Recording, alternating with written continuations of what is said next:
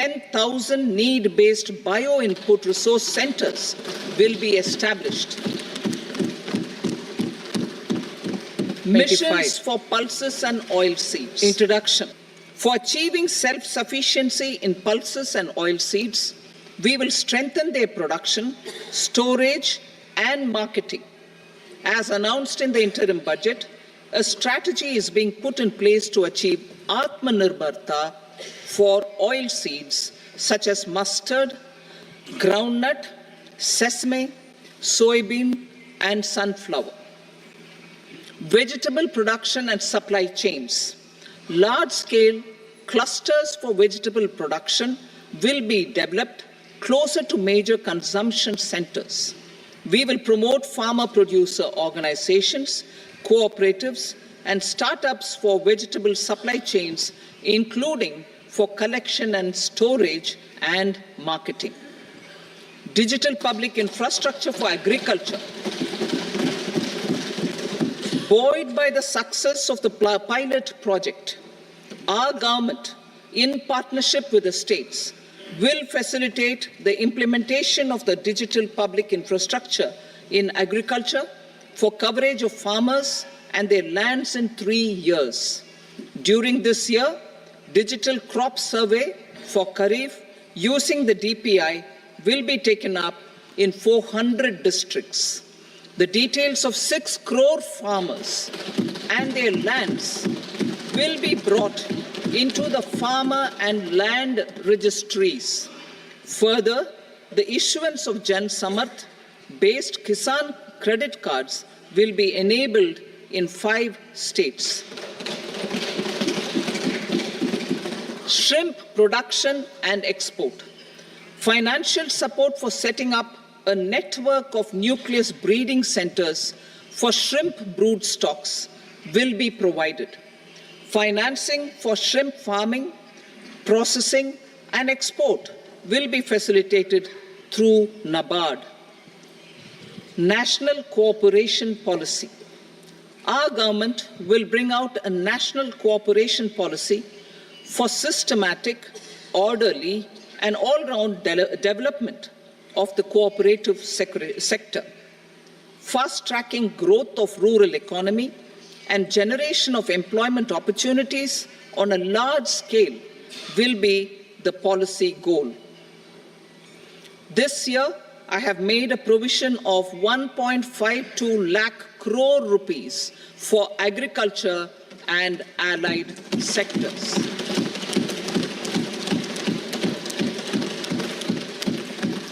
Priority 2, employment and skilling. Employment-linked incentive. Our government will implement following 3 schemes for employment-linked incentive as part of the Prime Minister's package.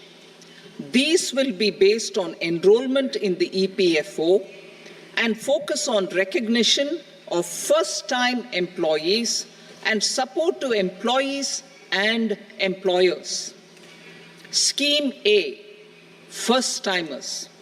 This scheme will provide 1 month wage to all persons newly entering the workforce in all formal sectors.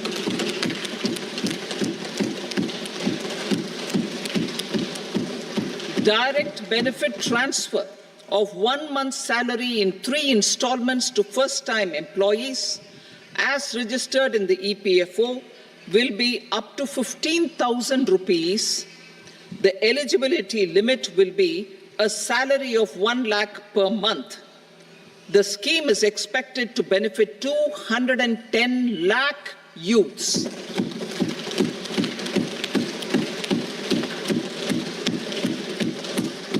Scheme B, job creation in manufacturing.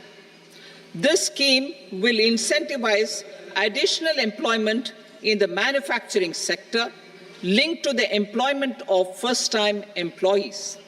An incentive will be provided at specified scale directly both to the employee and the employer with respect to their EPFO contribution in the first 4 years of employment.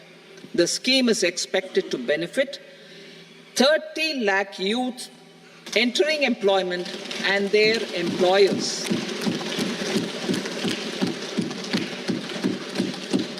Scheme C, support to employers. This employer-focused scheme will cover additional employment in all sectors. All additional employment within a salary of 1 lakh rupee per month will be counted. The government will reimburse to employers up to 3,000 rupees per month for 2 years towards their EPFO contribution for each additional employee. The scheme is expected to incentivize additional employment of 50 lakh persons.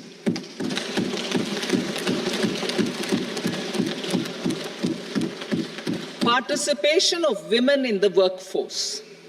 We will facilitate higher participation of women in the workforce through setting up of working women hostels in collaboration with industry and establishing creches.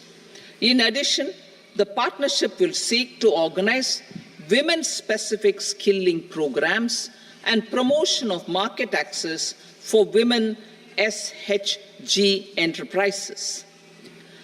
Skilling program. I'm happy to announce a new centrally sponsored scheme as the 4th scheme under the Prime Minister's package for skilling in collaboration with state governments and industry. 20 lakh youth will be skilled over a 5-year period.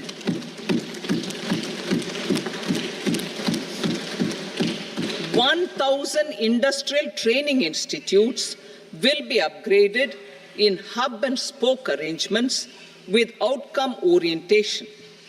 Course content and design will be aligned to the skill needs of industry, and new courses will be introduced for emerging needs." Skilling loans. The model skill loan scheme will be revised to facilitate loans up to 7.5 lakh rupees with a guarantee from a government-promoted fund. This measure is expected to help 25,000 students every year.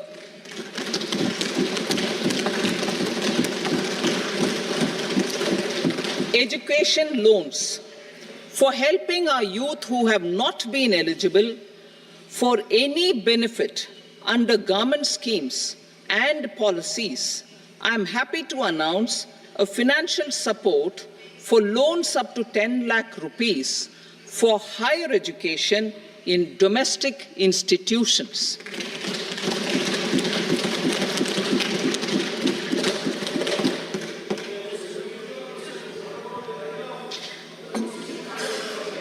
E-vouchers for this purpose.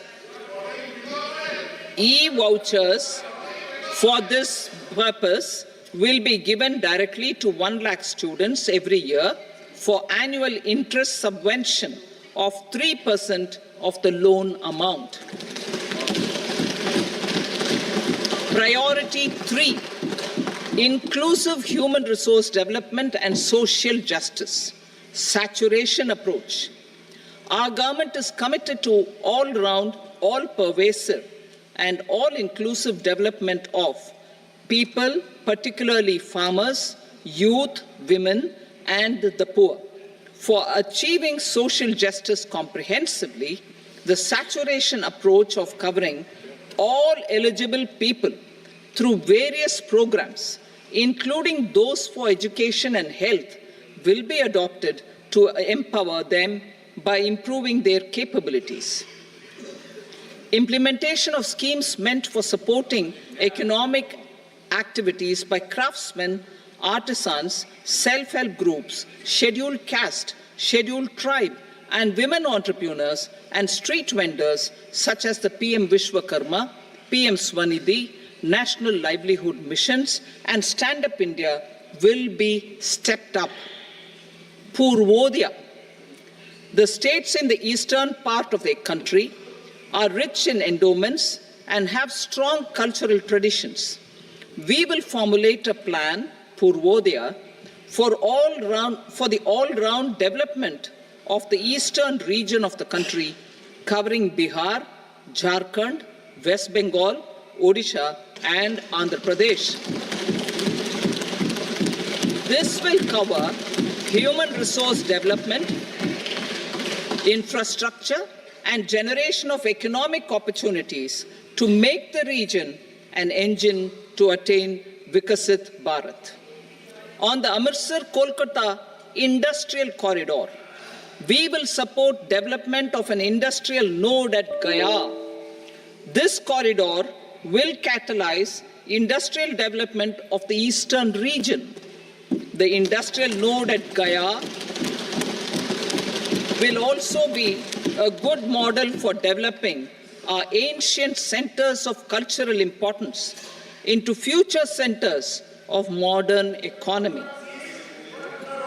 This model shall showcase Vikas B, Virasat B in our growth trajectory. We will also support development of road connectivity projects, namely 1. Patna-Purnia Expressway, 2. Buxar-Bhagalpur Expressway, 3. Bodh Gaya, Rajgir, Vaishali and Darbhanga spurs, and 4. Additional 2-lane bridge over River Ganga at Buxar at a total cost of 26,000 crore rupees.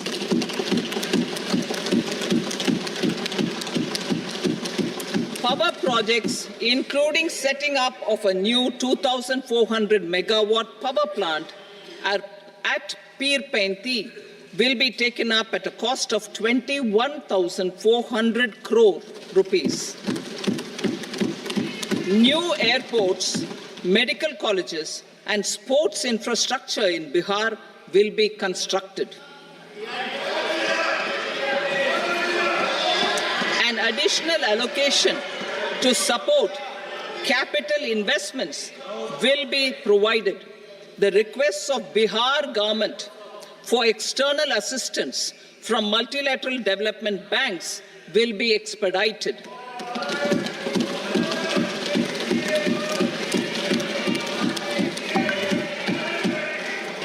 Andhra Pradesh Reorganization Act. Our government has made concerted efforts to fulfill the commitments in Andhra Pradesh Reorganization Act.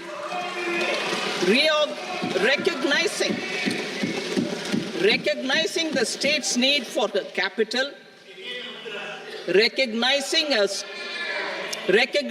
the state's need for a capital, we will facilitate special financial support through multilateral development agencies. In the current financial year, 15,000 crore rupees will be arranged with additional amounts in future years.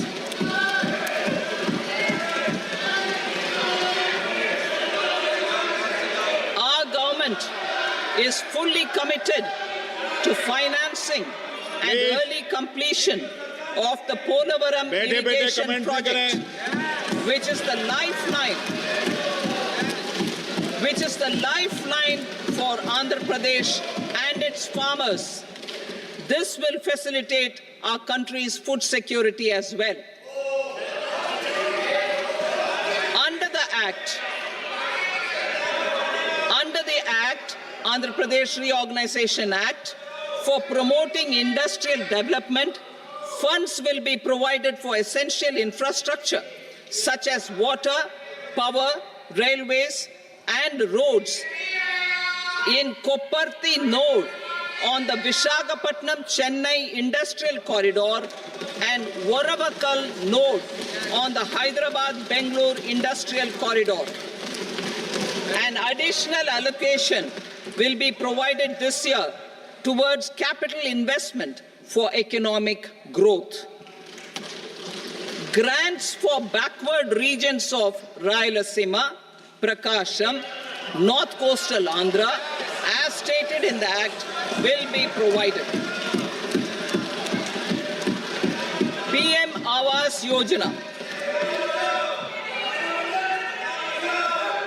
3 crore additional houses under the PM Awas Yojana in rural and urban areas in the country have been announced, for which the necessary allocations are being made. Women-led development. For promoting women-led development, the budget carries an allocation of more than 3 lakh crore for schemes benefiting women and girls. This signals our government's commitment for enhancing women's role in economic development. Pradhan Mantri Janjatiya Unnat Gram Abhiyan. For improving the socio-economic condition of tribal communities, we will launch the Pradhan Mantri Janjatiya Unnat Gram Abhiyan by adopting saturation coverage for tribal families in tribal majority villages and aspirational districts.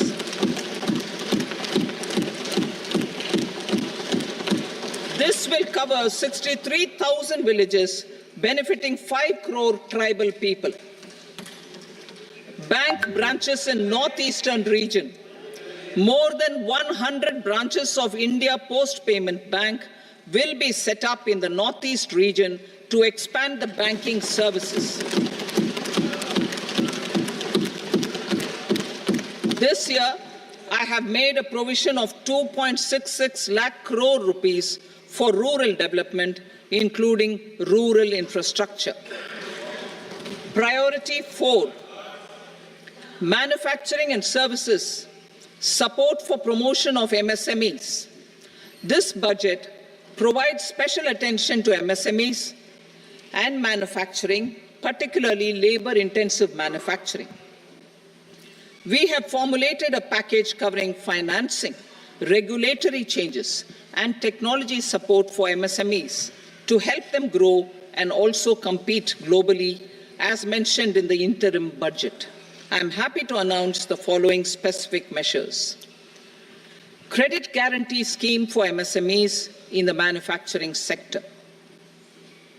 For facilitating term loans to MSMEs for purchase of machinery and equipment without collateral or third-party guarantee, a credit guarantee scheme will be introduced. The scheme will operate on pooling of credit risks of such MSMEs. A separately constituted self-financing guarantee fund will provide to each applicant guarantee cover up to 100 crore rupees, while the loan amount may be larger. The borrower will have to provide an upfront guarantee fee and an annual guarantee fee on the reducing loan balance. New assessment model for MSME credit. Public sector banks will build their own in-house capability to assess MSMEs for credit instead of relying on external assessment. They will also take a lead in developing or getting developed a new credit assessment model based on the scoring of digital footprints of the MSMEs in the economy. This is expected to be a significant improvement over the traditional assessment of credit eligibility based only on asset or turnover criteria. That will also cover MSMEs without a formal accounting system. Credit support to MSMEs during stress period. I'm happy to announce a new mechanism for facilitating continuation of bank credit to MSMEs during their stress period while being in special mention account, SMA stage, for reasons beyond their control. MSMEs need credit to continue their business and to avoid getting into the NPA stage. Credit availability will be supported through a guarantee from a government-promoted fund. Mudra loans. The limit of Mudra loans will be enhanced to 20 lakh from the current 10 lakh for those entrepreneurs who have availed and successfully repaid previous loans under the Tarun category. Enhanced scope for mandatory onboarding in TREDS.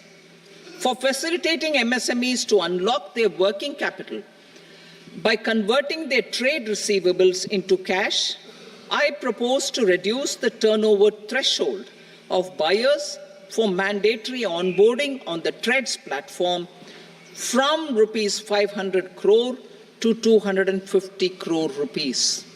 This measure will bring 22 more CPSCs and 7,000 more companies onto the platform. Medium enterprises will also be included in the scope of the suppliers. SIDBI branches in MSME clusters. SIDBI will open new branches to expand its reach to serve all major MSME clusters within 3 years and provide direct credit to them.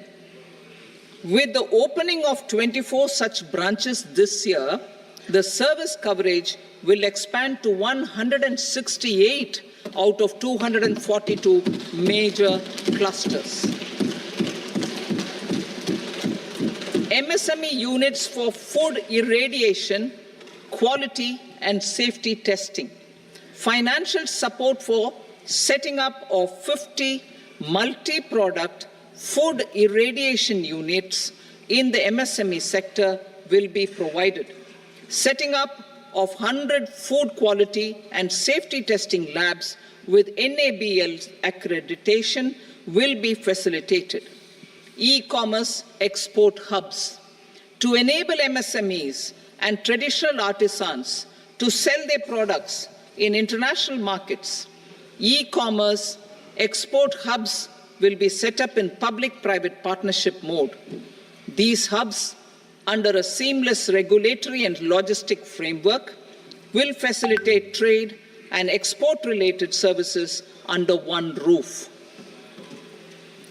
Measures for promotion of manufacturing and services.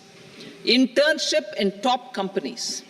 As the fifth scheme under Prime Minister's package, our government will launch a comprehensive scheme for providing internship opportunities in 500 top companies to 1 crore youth in 5 years. They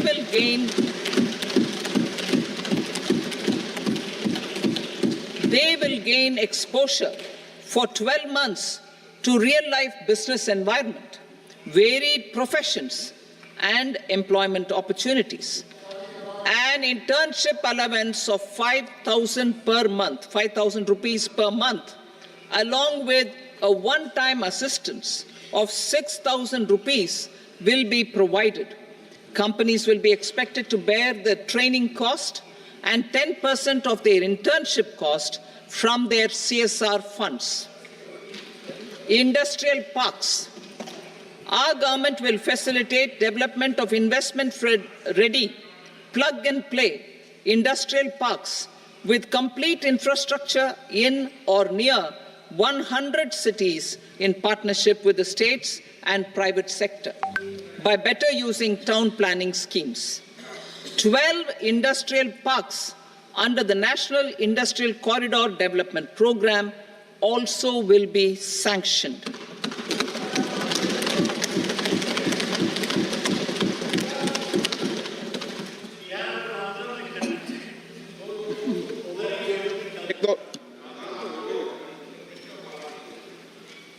Veggie paper, no. Please, Patty.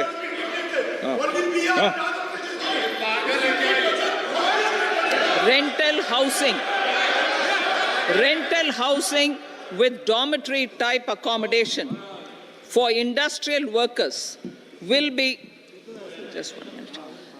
Rental housing, I repeat, rental housing with dormitory type accommodation for industrial workers will be facilitated in PPP mode with VGF support and commitment from anchor industries. Shipping industry, ownership, leasing and flagging reforms will be implemented to improve the share of Indian shipping industry and generate more employment. critical mineral mission. We will set up a critical mineral mission for domestic production, recycling of critical minerals, and overseas acquisition of critical mineral assets. Its mandate will include technology development, skilled workforce, extended producer responsibility framework, and a suitable financing mechanism. Offshore mining of minerals. Our government will launch the auction of the first tranche of offshore blocks for mining, building on the exploration already carried out. Digital public infrastructure applications. Turning to the services sector, I propose development of DPI applications at population scale for productivity gains, business opportunities, and innovation by the private sector. These are planned in the areas of credit, e-commerce, education, health, law and justice, logistics, MSME service delivery, and urban governance. Integrated technology platform for IBC ecosystem. An integrated technology platform will be set up for improving the outcomes under the Insolvency Bankruptcy Code for achieving consistency, transparency, timely processing, and better oversight for all stakeholders. Voluntary closure of LLPs. The services of the Center for Processing Accelerated Corporate Exit, CPACE, will be extended for voluntary closure of LLPs to reduce the closure times. National Company Law Tribunals. The IBC has resolved more than 1,000 companies, resulting in direct recovery of 3.3 lakh crore to creditors. 3.3 lakh crore rupees to creditors. In addition, 28,000 cases involving over 10 lakh crore rupees have been disposed of even prior to admission. Appropriate changes to the IBC, reforms and strengthening of the tribunal and appellate tribunals will be initiated to speed up insolvency resolution. Additional tribunals will be established. Out of those, some will be notified to decide cases exclusively under the Companies Act. Debt recovery. Steps for reforming and strengthening debt recovery tribunals will be taken. Additional tribunals will be established to speed up recovery. Priority 5, urban development. Cities as growth hubs. Working with states, our government will facilitate development of cities as growth hubs. This will be achieved through economic and transit planning and orderly development of peri-urban areas utilizing town planning schemes. Creative redevelopment of cities. For creative brownfield redevelopment of existing cities with a transformative impact, our government will formulate a framework for enabling policies, market-based mechanisms, and regulation. Transit-oriented development. Transit-oriented development plans for 14 large cities with a population above 30 lakh will be formulated, along with an implementation and financing strategy. Urban housing. Under the PM Awas Yojana, Urban 2.0, housing needs of 1 crore urban poor and middle-class families will be addressed with an investment of 10 lakh crore rupees. This will include the central assistance of 2.2 lakh crore rupees in the next 5 years. A provision of interest subsidy to facilitate loans at affordable rates is also envisaged. In addition, enabling policies and regulations for efficient and transparent rental housing markets with enhanced availability will also be put in place. Water supply and sanitation. In partnership with state governments and multilateral development banks, we will promote water supply, sewage treatments, and solid waste management projects and services for 100 large cities through bankable projects. These projects will also envisage use of treated water for irrigation and filling up of tanks in nearby areas. Street markets. Building on the success of PM Swanidhi's scheme in transforming the lives of street vendors, our government envisions a scheme to support each year, over the next 5 years, the development of 100 weekly hearts or street food hubs in select cities. Stamp duty. We will encourage states which continue to charge high stamp duty to moderate the rates for all and also consider further lowering duties for properties purchased by women. This reform will be made an essential component of urban development schemes. Priority 6, energy security, energy transition. In the interim budget, I had announced our strategy to sustain high and more resource-efficient economic growth, along with the energy security in terms of availability, accessibility, and affordability. We will bring out a policy document on appropriate energy transition pathways that balances the imperatives of employment, growth, and environmental sustainability. PM Surya Ghar Muft Bijli Yojana. PM Surya Ghar Muft Bijli Yojana. In line with the announcement in the interim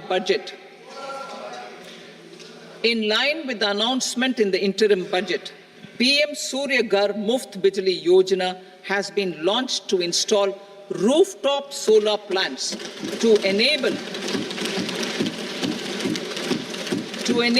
1 crore households obtain free electricity up to 300 units every month.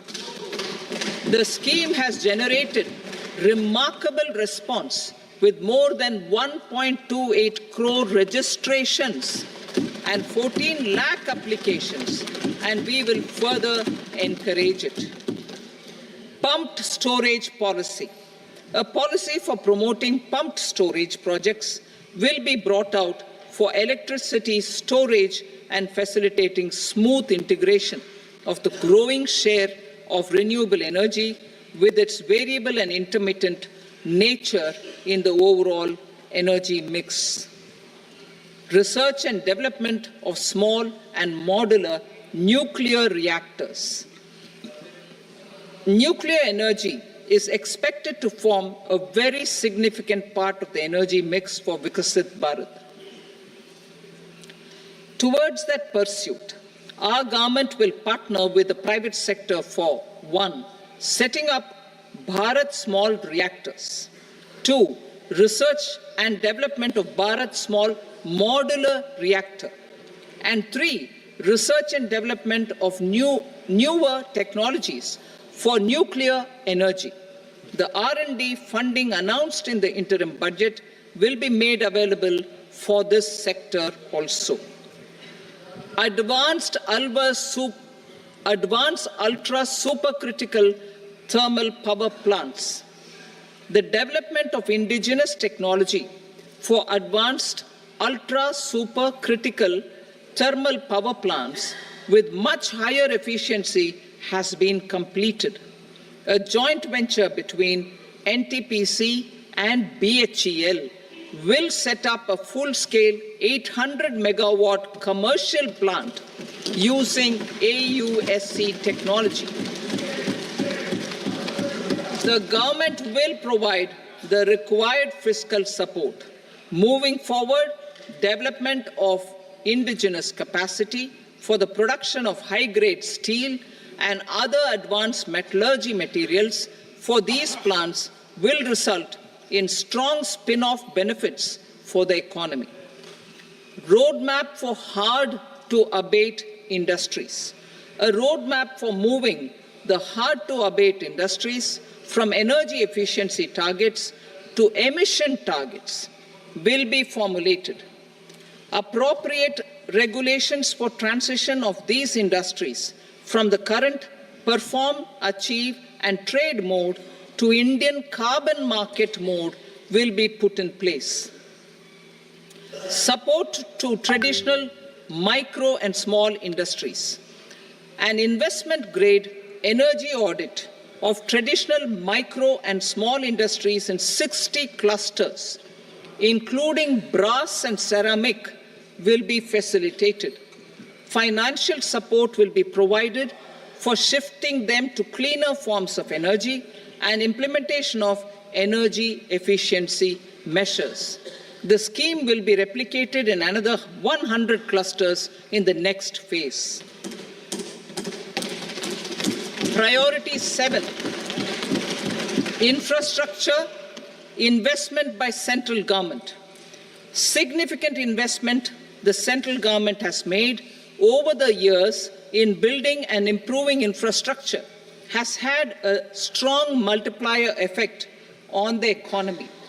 We will endeavour to maintain strong fiscal support for infrastructure over the next 5 years in conjunction with imperatives of other priorities and fiscal consolidation.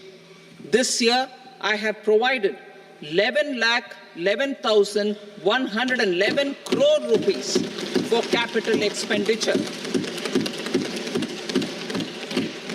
This would be 3.4% of our GDP. Infrastructure investment by state governments. We will encourage states to provide support of similar scale for infrastructure, subject to their development priorities. A provision of 1.5 lakh crore rupees for long-term interest-free loans have been made this year also to support the states in their resource allocation. Private investment in infrastructure. Investment in infrastructure by private sector will be promoted through viability gap funding and enabling policies and regulations.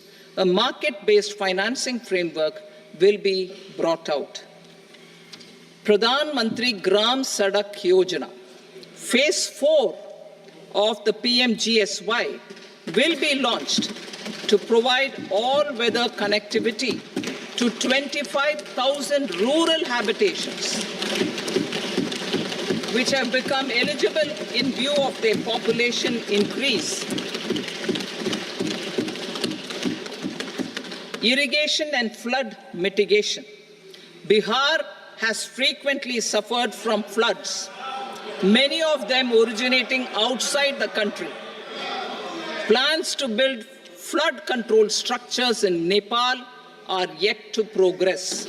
Our government, through the Accelerated Irrigation Benefit Program and other sources, will provide financial support for projects with estimated cost of 11,500 crore rupees,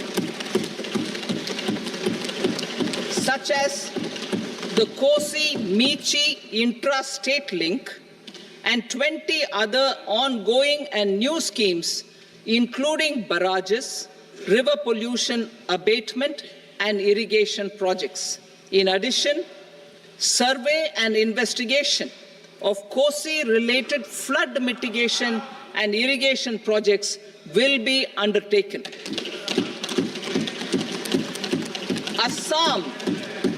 Assam grapples with floods every year by the Brahmaputra River and its tributaries originating outside India. We will provide assistance to Assam for flood management and related projects.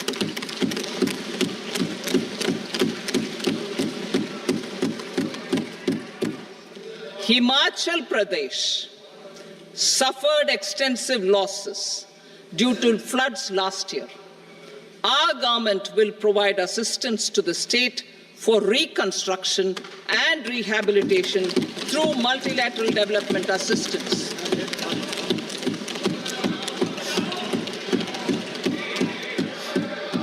बिना भेदभाव के। Uttarakhand too suffered losses due to cloudbursts and massive landslides. We will provide assistance to the state. Recently, Sikkim witnessed devastating flash floods and landslides that wreaked havoc across the state. Our government will provide assistance to the state. Tourism has always been a part of our civilization. Our efforts in positioning India as a global tourist destination will also create jobs, stimulate investments, and unlock economic opportunities for other sectors. In addition to the measures outlined in the interim budget, I propose the following measures. Vishnupad Temple at Gaya and Mahabodhi Temple at Bodh Gaya in Bihar are of immense spiritual significance. Comprehensive development of Vishnupad Temple Corridor and Mahabodhi Temple Corridor will be supported, modeled on the successful Kashi Vishwanath Temple Corridor to transform them into world-class pilgrim and tourist destinations. Rajgir holds immense religious significance for Hindus, Buddhists and Jains. The 20th Tirthankara Muniswarata temple in the Jain temple complex is ancient. The Saptarishi or the 7 hot springs form a warm water Brahmkund that is sacred. A comprehensive development initiative for Rajgir will be undertaken. Our government will support the development of Nalanda as a tourist center, besides reviving Nalanda University to its glorious stature. Odisha's scenic beauty, temples, monuments, craftsmanship, wildlife sanctuaries, natural landscapes, and pristine beaches make it an ultimate tourism destination. Our government will provide assistance for their development to Odisha as well. Priority 8, innovation, research and development. We will operationalize the Anusandhan National Research Fund for basic research and prototype development. Further, we will set up a mechanism for spurring private sector-driven research and innovation at commercial scale with a financing pool of 1 lakh crore rupees in line with the announcement in the interim budget. Space economy. With our continued emphasis on expanding the space economy by 5 times in the next 10 years, a venture capital fund of 1,000 crore rupees will be set up. Priority 9, next generation reforms. Economic policy framework. We will formulate an economic policy framework to delineate the overarching approach to economic development and set the scope of the next generation of reforms for facilitating employment opportunities and sustaining high growth. Our government will initiate and incentivize reforms for 1. Improving productivity of factors of production, and 2. Facilitating markets and sectors to become more efficient. These reforms will cover all factors of production, namely land, labor, capital, and entrepreneurship, and technology as an enabler of improving total factor productivity and bridging inequality. Effective implementation of several of these reforms requires collaboration between the center and the states and building consensus as development of the country lies in development of the states. For promoting competitive federalism and incentivizing states for faster implementation of reforms, I propose to earmark a significant part of the 50-year interest-free loan. Working with the states, we will initiate the following reforms.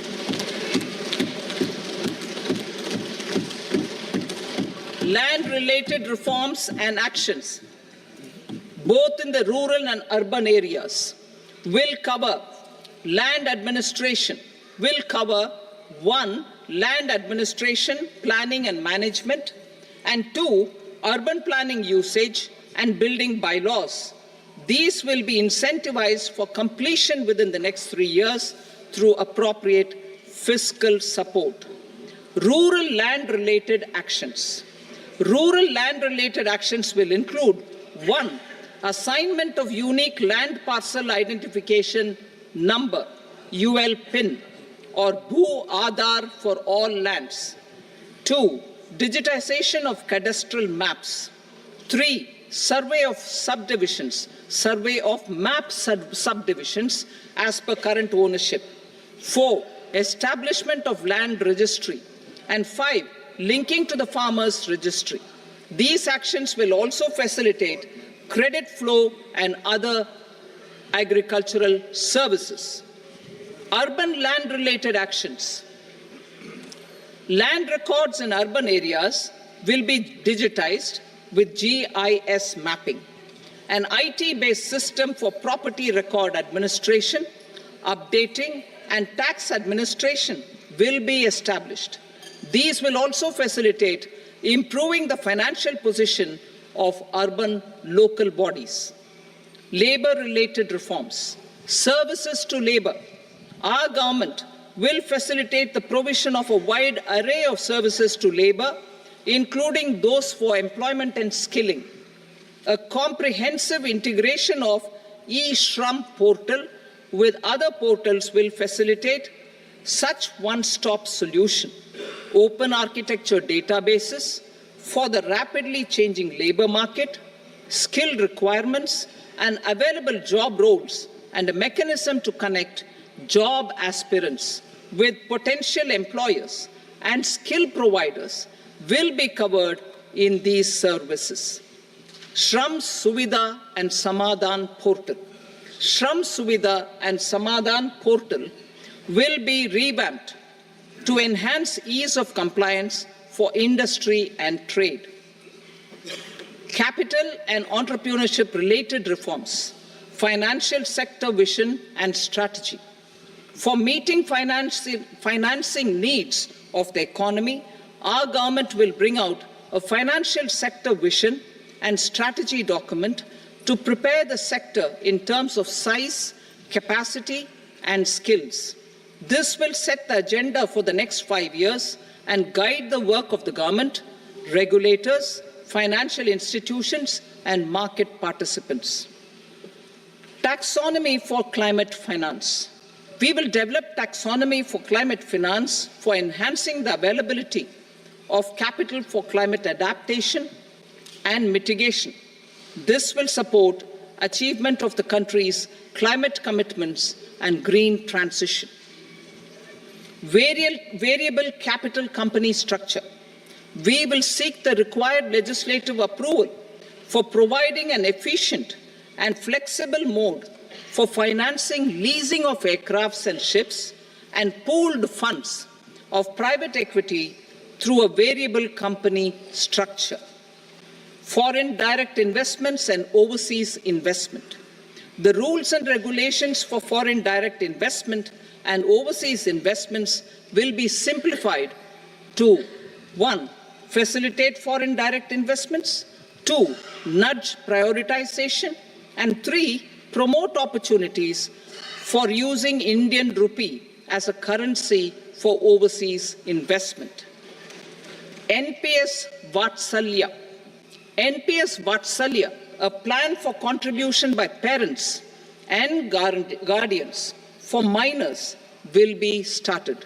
On attaining the age of majority, the plan can be converted seamlessly into a normal NPS account. Use of technology. We have successfully used technology for improving productivity and bridging inequality in our economy during the past 10 years. Public investment in digital infrastructure and innovations by the private sector have helped in improving access of all citizens, particularly the common people, to market resources, education, health and services. We will step up adoption of technology towards digitalization of the economy. Ease of doing business. For enhancing ease of doing business, we are already working on the Jan Vishwas Bill 2.0. Further, states will be incentivized for implementation of the business reforms, action plans, and digitalization. Data and statistics. For improving data governance, collection, processing and management of data and statistics, different sectoral databases, including those established under the Digital India Mission, will be utilized with active use of technology tools. New pension scheme. The committee to review the NPS has made considerable progress in its work. I'm happy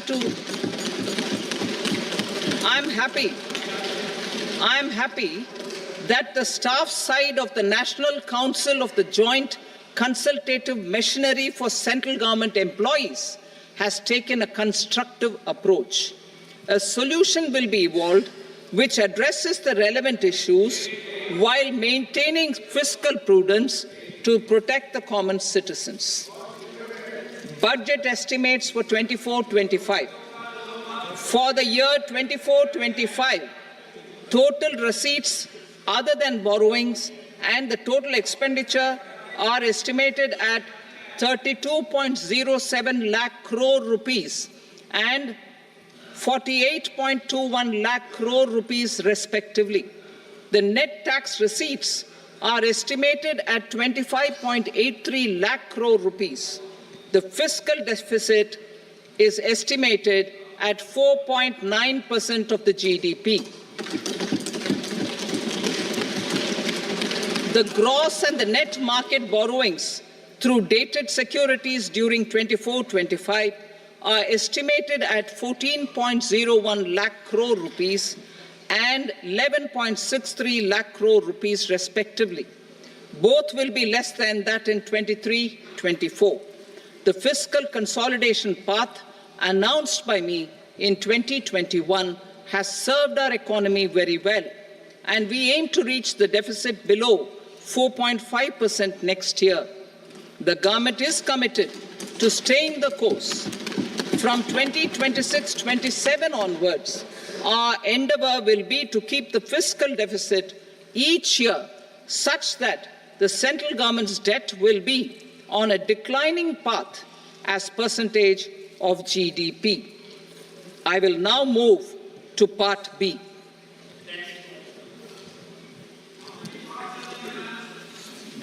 Indirect taxes.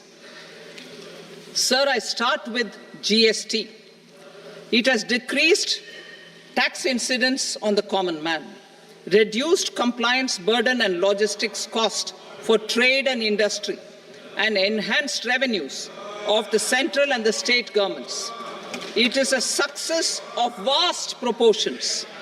To multiply the benefits of GST, we will strive to further simplify and rationalize the tax structure and endeavor to expand it to the remaining sectors. My proposals for customs duties intend to support domestic manufacturing, deepen local value addition, promote export competitiveness, and simplify taxation while keeping the interest of the general public and consumers surmount. In Budget 22-23, we reduced the number of customs duty rates. I propose to undertake a comprehensive review of the rate structure over the next 6 months to rationalize and simplify it for ease of trade, removal of duty inversion, and reduction of disputes. I shall now take up sector-specific customs duty proposals. Medicine and medical equipments. To provide relief to cancer patients, I propose to fully exempt 3 more medicines from customs duties.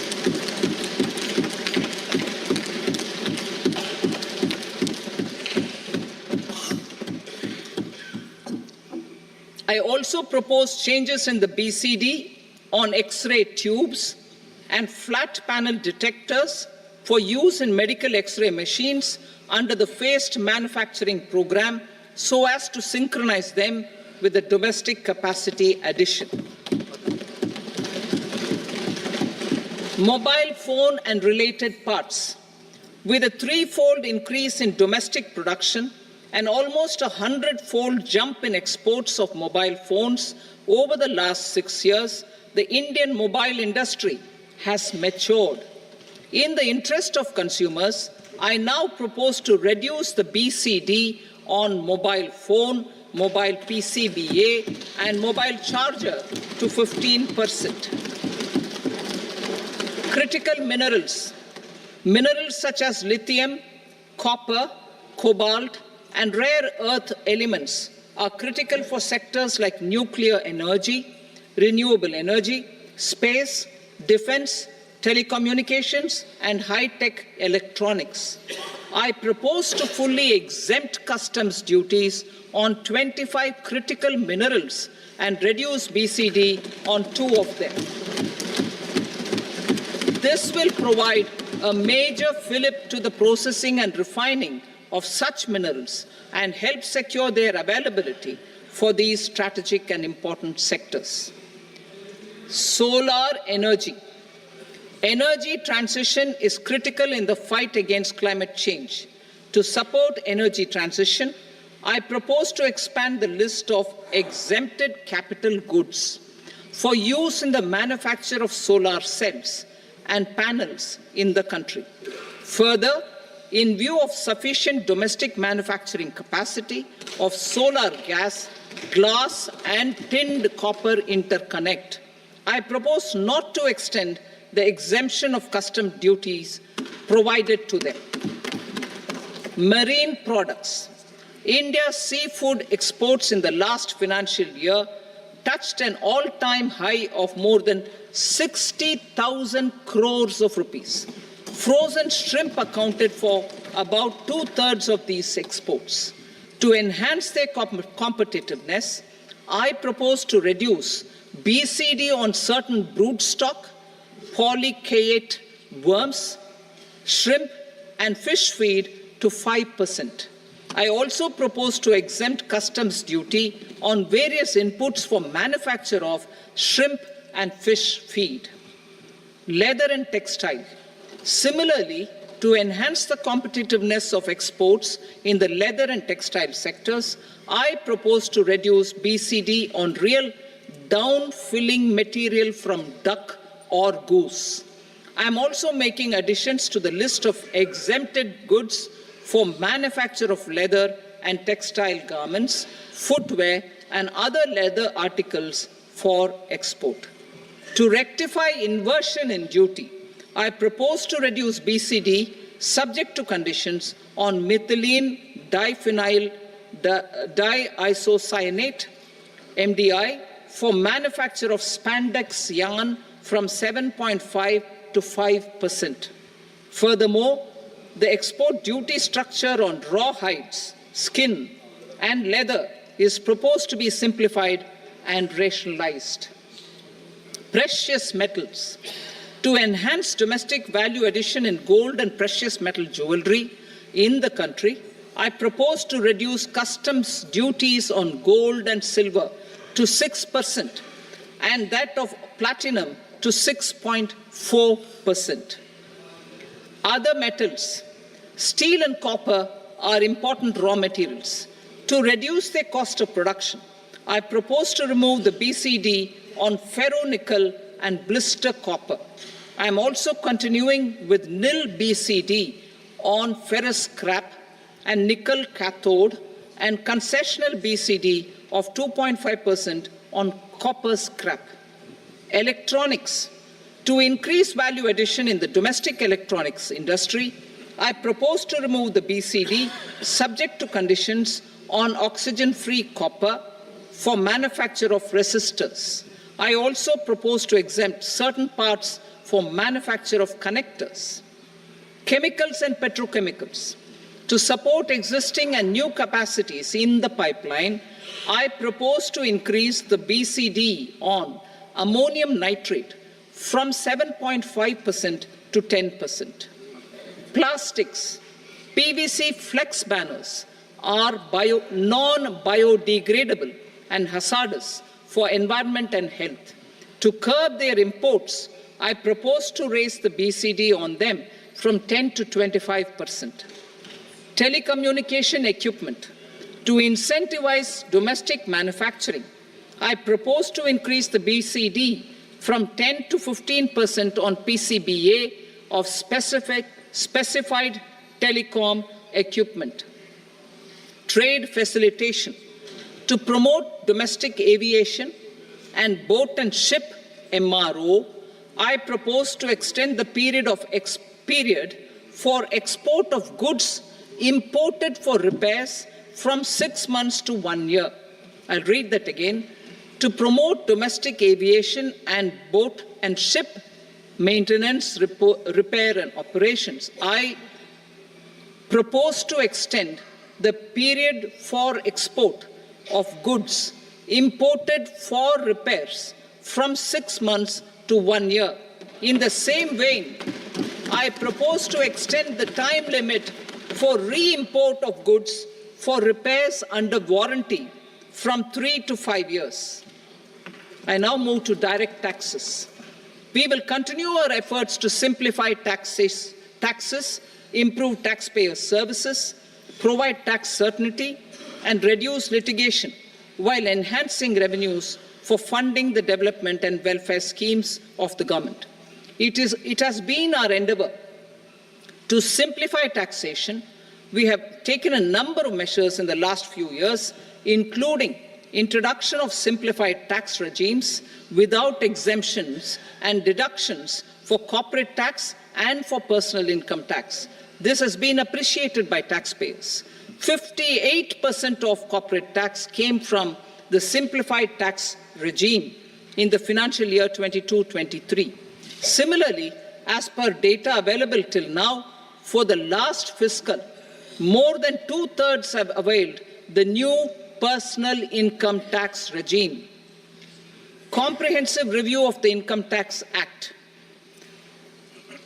I am now announcing a comprehensive review of the Income Tax Act 1961. The purpose is to make the Act concise, lucid, easy to read and understand. This will reduce disputes and litigation, thereby providing tax certainty to the taxpayers. I will also bring down the demand embroiled in litigation. It is proposed to be completed in 6 months. A beginning is being made in the Finance Bill by simplifying the tax regime for charities, TDS rate structures, provisions of reassessment and such provisions, and capital gains taxation. Simplification for charities and TDS. The two tax exemption regimes for charities are proposed to be merged into one. The 5% TDS rate on many payments is being merged into the 2% TDS rate, and the 20% TDS rate on repurchase of units by mutual funds or UTI is being withdrawn. TDS rate on e-commerce operators is proposed to be reduced from 1 to 0.1%. Moreover, credit of TCS is proposed to be given in the TDS to be deducted on salary. Further, I propose to decriminalize delay for payment of TDS up to the due date of filing statement for the same.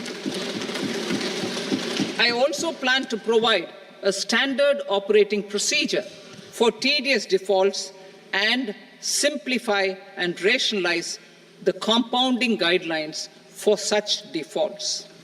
Simplification of reassessment. I propose to thoroughly simplify the provisions for reopening and reassessment.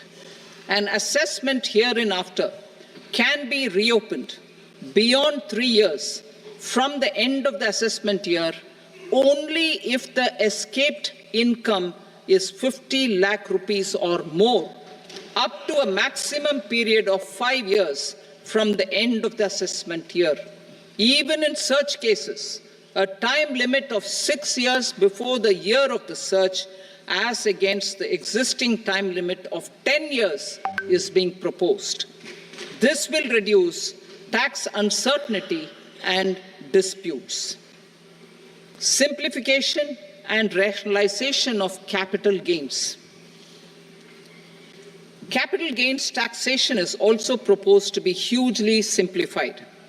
Short-term gains on certain financial assets shall henceforth attract a tax rate of 20%, while that on all other financial assets and all non-financial assets shall continue to attract the applicable tax rate. Long-term gains on all financial and non-financial assets, on the other hand, will attract a tax rate of 12.5%. For the benefit of the lower and the middle income classes, I propose to increase the limit of exemption of capital gains on certain financial assets to 1.25 lakh rupees per year. Listed financial assets held for more than a year will be classified as long-term, while unlisted financial assets and all non-financial assets will have to be held for at least 2 years to be classified as long-term. Unlisted bonds and debentures, debt mutual funds, and market-linked debentures, irrespective of holding period, however, will attract tax on capital gains at applicable rates. Taxpayer services. All the major taxpayer services under GST and most services under customs and income tax have been digitalized. All remaining services of customs and income tax, including rectification and order giving effect to appellate orders, shall be digitalized and made paperless over the next 2 years. Litigation and appeals. While our concerted efforts to reduce pendency of appeals at various appellate fora are beginning to show good results, it will continue to engage our highest attention. To dispose of the backlog of first appeals, I plan to deploy more officers to hear and decide such appeals, especially those with large tax effect. For resolution of certain income tax disputes pending an appeal, I am also proposing Vivad Se Vishwas Scheme 2024. Further, I propose to increase monetary limits for filing appeals related to direct taxes, excise, and service tax in the tax tribunals, high courts, and Supreme Court to 60 lakh rupees, 2 crore rupees, and 5 crore respectively, with a view to reduce litigation and provide certainty in international taxation. We will expand the scope of safe harbor rules and make them more attractive. We will also streamline the transfer pricing assessment procedure. Employment and investment. I have a few proposals to promote investment and foster employment. First of all, to bolster the Indian startup ecosystem, boost the entrepreneurial spirit, and to support innovation, I propose to abolish the so-called angel tax for all classes of investors. Second, there is tremendous potential for cruise tourism in India. To give a fillip to this employment-generating industry, I am proposing a simpler tax regime for foreign shipping companies operating domestic cruises in the country. Third, India is a world leader in the diamond cutting and polishing industry, which employs a large number of skilled workers. To further promote the development of this sector, we would provide for safe harbor rates for foreign mining companies selling raw diamonds in the country. Fourth, to attract foreign capital for our development needs, I propose to reduce the corporate tax rate on foreign companies from 40 to 35%. Deepening the tax base. I have a couple of proposals for deepening the tax base. First, security transaction tax on futures and options of securities is proposed to be increased to 0.02% and 0.1% respectively. Second, for reasons of equity, I propose to tax income received on buyback of shares in the hands of recipients. Other proposals. To improve social security benefits, deduction of expenditure by employers towards NPS is proposed to be increased from 10 to 14% of the employee's salary. Similarly, deduction of this expenditure up to 14% of salary from the income of employees in private sector, public sector banks and undertakings opting for the new tax regime is proposed to be provided. Indian professionals working in multinationals get ESOPs and invest in social security schemes and other movable assets abroad. Non-reporting of such small foreign assets has penal consequences under the Black Money Act. Such non-reporting of movable assets up to 20 lakh rupees is proposed to be depenalized. Other major proposals in the finance bill relate to withdrawal of equalization levy of 2%, expansion of tax benefits to certain funds and entities in IFSCs, and immunity from penalty and prosecution to Benamidar on full and true disclosure so as to improve conviction under the Benami Transaction Prohibition Act 1988. Personal income tax. Coming to personal income tax rates, I have two announcements to make for those opting for the new tax regime. First, the standard deduction for salaried employees is proposed to be increased from 50,000 to 75,000 rupees.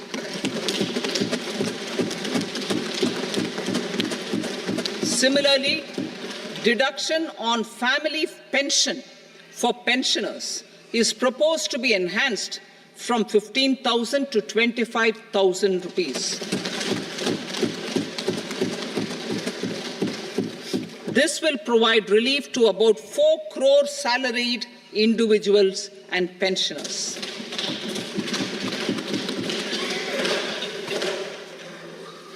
Second, in the new tax regime, the tax rate structure is proposed to be revised as follows. 0 to 3 lakh rupees, nil. 3 to 7 lakh rupees, 5%. 7 to 10 lakh rupees, 10%. 10 to 12 lakh rupees, 15%. 12 to 15 lakh rupees, 20%. And above 15 lakh rupees, 30%. As a result of these changes, a salaried employee in the new tax regime stands to save up to 17,500 rupees in income tax.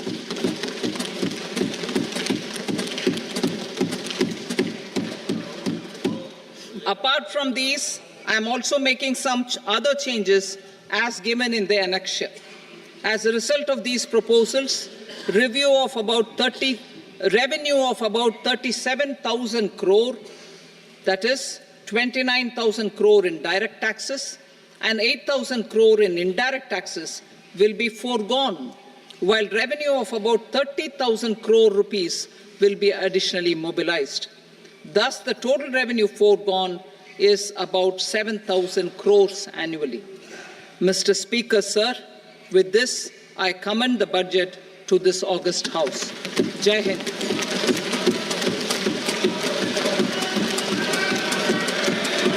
Item number 2. Item number 2.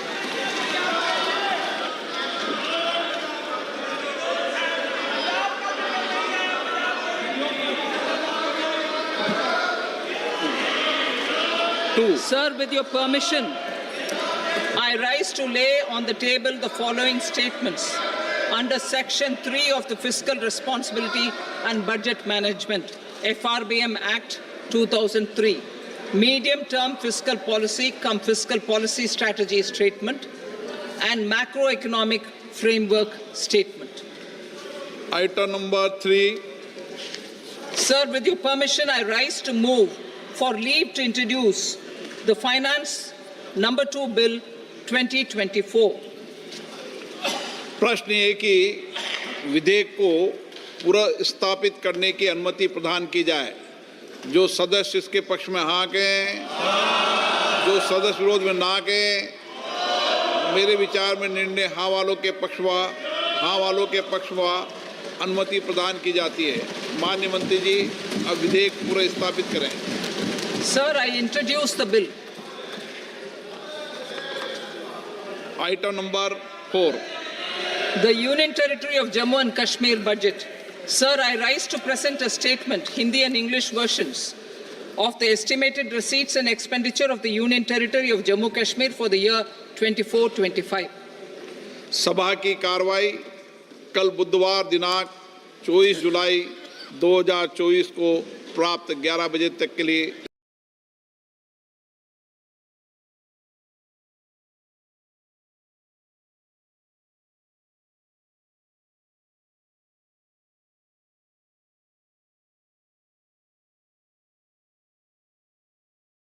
Colgate Strong Teeth. હવે 15% extra.